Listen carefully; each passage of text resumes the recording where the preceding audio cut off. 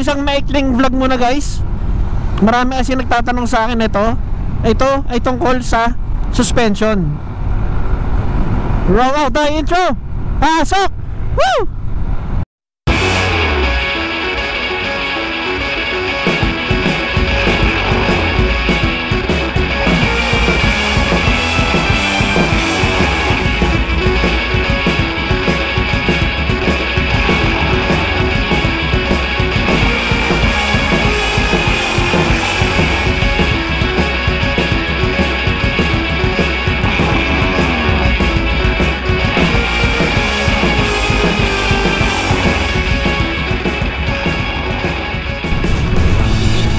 So bibigyan ko lang kayo ng konting informasyon tungkol sa aking experience sa suspension. Hindi sa nagmamagaling ako, hindi ako perfecto tungkol sa mga ganyan. Ito lang ay binabase ko sa aking nararanasan tungkol sa kalsada.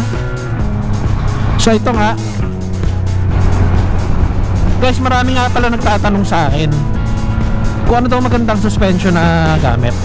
Actually guys, para sa akin lahat yan maganda. Ultimo stock. Ang problema lang kasi nangyayari dito sa atin, kaya natin nasasabi na maganda yung shock na ganito, kaya maganda yung... Meron talaga silang difference.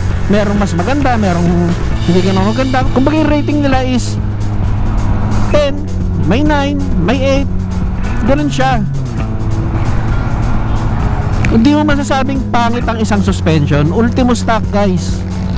Hindi mo masasabing pangit yan. Ngayon nakastock ako. Dati gamit ko yung RCB, yung pinaka top of the line ng RCB is yun yung gamit ko. Wait lang, magpapahangin lang ako at papaliwanag ko sa inyo kung bakit maganda lahat ng suspension.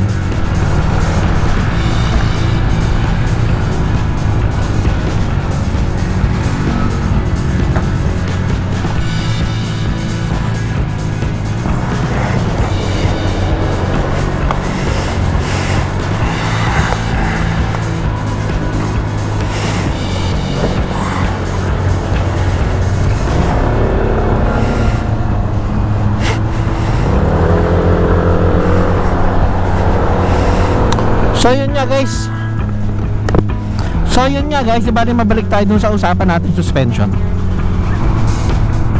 Lahat yan guys maganda, walang pangit yan, ultimo stock.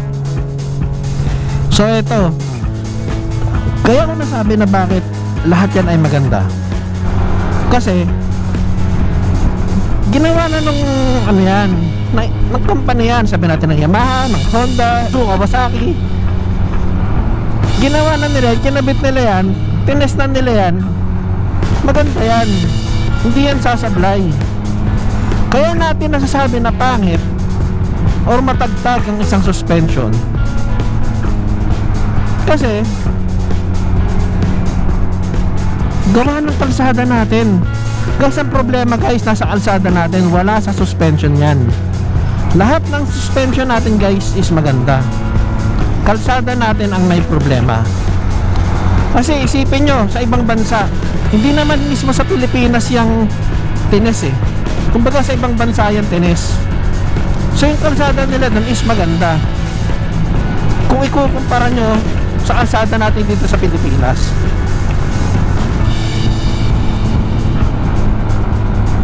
Kung ititest mo yan sa Pilipinas, supply talaga yan. Tines nila dun sa ibang bansa yan, kaya okay yan. Yung rebound yan,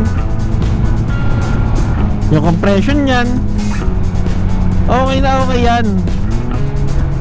Kaya lang tayo nagpapalit kasi tayo na mismo ang nag-a-adjust ng suspension natin.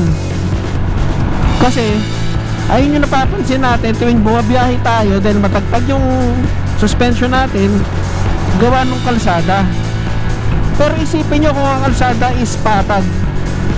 O tinan mo to, katulad sa aking stock, wala akong masabi, maganda yung play nya.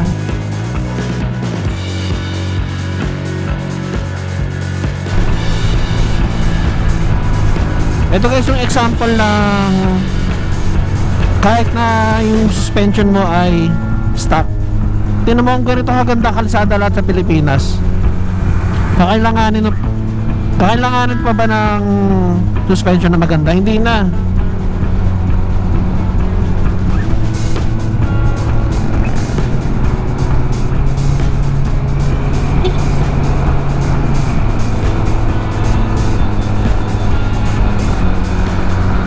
Kung ganito lahat kaganda ang kalsada, stock na suspension is goods na. Unless gusto mo mag racing, di ba? Eh kung medyo aggressive ka sa pagmamaneho, magpapalit ka talaga ng suspension.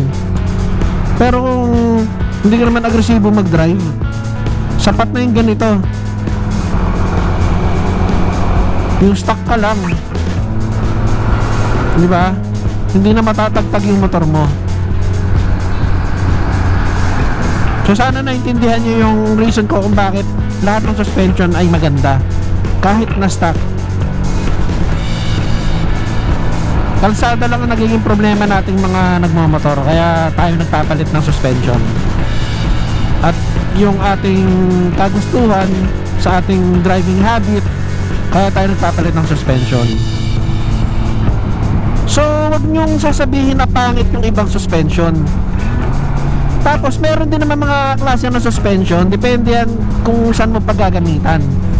Either for racing or for city driving. Tapos, meron din yung tipong pang off-road.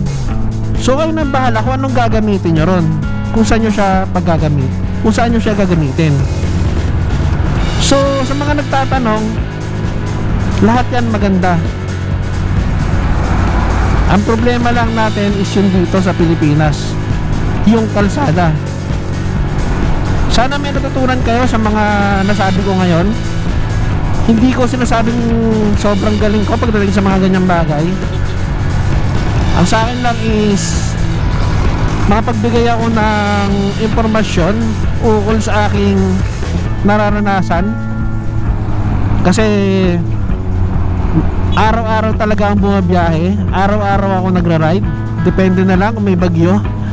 So ramdam ko lahat ng mga kalsada, ramdam ko lahat ng mga nangyayari. So yun lang ang aking na-experience sa tuwing ako'y bumabiyahe. So siguro hanggang dito na lang ang aking vlog. Hanggang sa muli, huwag nyo kalimutang mag-like, share and subscribe. At i-hit nyo na rin yung notification bell para ma-update kayo sa aking mga biyahe at mga impormasyon na katulad nito. Paalam. Bye-bye. Woo!